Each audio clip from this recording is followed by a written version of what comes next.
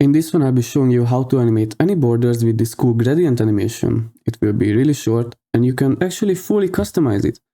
Here is another color, this purple and red, or another one, which is the basic which we have in the thumbnail. And really, you can customize it all you want. This will require only HTML and a few lines of CSS. So let's get started. So starting off, I do have this little card created and we'll rush through how the CSS is made up for this. You can see the HTML here, a div, an image, an h1 and a p tag. Of course, we do have our style.css linked. So let's just go into that. We have a font imported. We are setting everything to border box. And in our body, applying the font, resetting the margin. Throughout this tutorial, we'll be using Flexbox. And just to quickly breeze through this, display flex enables the Flexbox properties and it will align by default everything in a row. So we explicitly say align them in a column instead. And basically we just center them on both the horizontal and the vertical axis. We set a height and overflow hidden and a background color as well. As for our container, we do have some height and width set along with some padding and border radius. These are really simple values. We are using the same Flexbox values as we did for the body, so we can center it. We are centering the text and we are setting a color and a background color. And as for the image, I'll just define that its width should be 50% and its aspect ratio is 1, which basically means its height will always be the same as its width. Now for moving on with our code, we are going to be using an experimental feature, which is the property. It was released in 2024 and essentially this will make our CSS similar to JavaScript, but we don't have to write any JavaScript for this. For the property, you give it a name. I give it the degree name, then curly braces, and then there are 3 values which you have to put in here. So if you're wondering, I will be leaving a link to its official documentation where you can have a look at all its properties, but these are the 3 main properties that we'll be setting, and I'll be explaining them to make sense.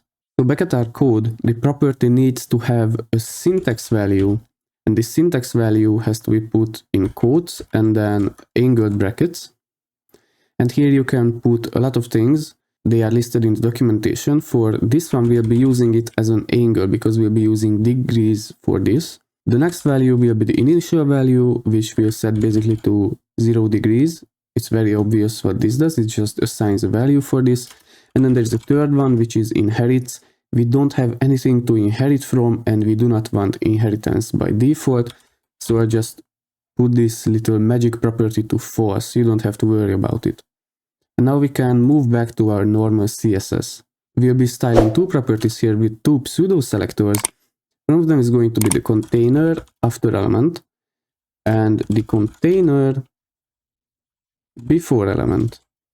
The after and before element will dynamically create some elements around the element that we are applying this to. So since the container is the main div, there will be 2 elements created that are the children of this div, and we can style them separately. And this way we don't have to create them in code, and we can make them the underlying animation that the div will use.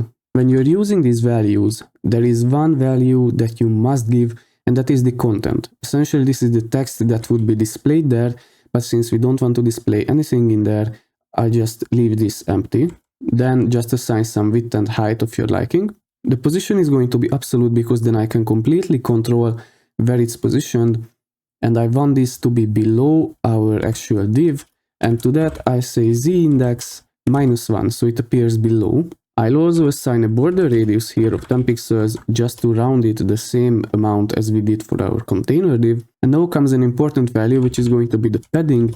And in this case, the width of the padding is going to define the border width. So if I say 5 pixels, then the border that we're animating will be 5 pixels wide. And now all that's left is to apply a background image for this, which is not going to be an image, but rather a color. And this is what we'll be working with, a conic gradient. When I pasted this in, you can already see that the background changed here, and I'll be explaining why it looks like that in a minute. But first, let's go over the conic gradient. The conic gradient is essentially a clockwise transition or clockwise background that we'll be using to animate. It needs a degree, so just like, for example, a radial gradient animation would, in which degree would it go? and this is set to 0 degrees by default. This is what will be changing during the animation, and then it receives some colors. You can put any number of colors in here, but what's important for our animation is that the first color and the last color you give are the same. This will make it a smooth animation. And if you're wondering about the var keyword, it's basically just referring to the degree. This is how you refer to a variable in CSS. And now let's address the issue of why the whole area is gradient. And that's because I gave the position absolute for this element, which means it got out of the DOM flow, and now the parent of this element is the body. Instead, what I'd like to do is come back to our container and apply a position relative in here, which will make this the parent of our before and after divs. There we go. It's already working. Now, one more thing I'd like to create for the before element, and then I'll show you this in the inspector on how it looks, is I'd like a filter.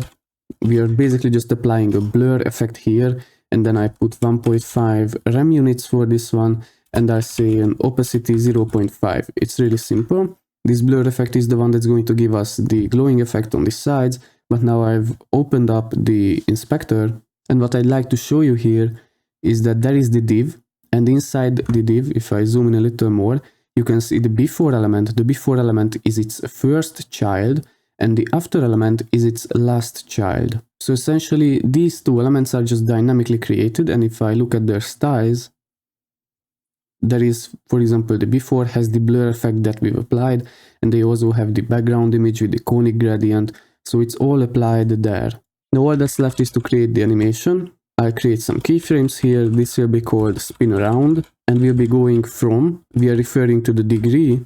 This degree will be 0 degrees at the start, and we'll go to, yet again refer to the degree, and we are going to 360 degrees. That's still not going to apply our animation though, so I have to come here to the before and after elements, and I say animation, 2 seconds, spin around, and it's going to be linear.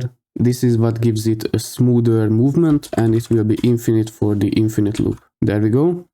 Our animation is working. So that was it. I tried to explain the code as clearly as possible. If something's not clear about this property, you can have a look at the docs, or you can ask us in the comments below, or if anything else is unclear, please make sure to comment it down below.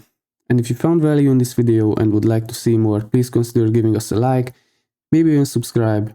And other than that, I hope to see you in the next one. Happy coding and God bless.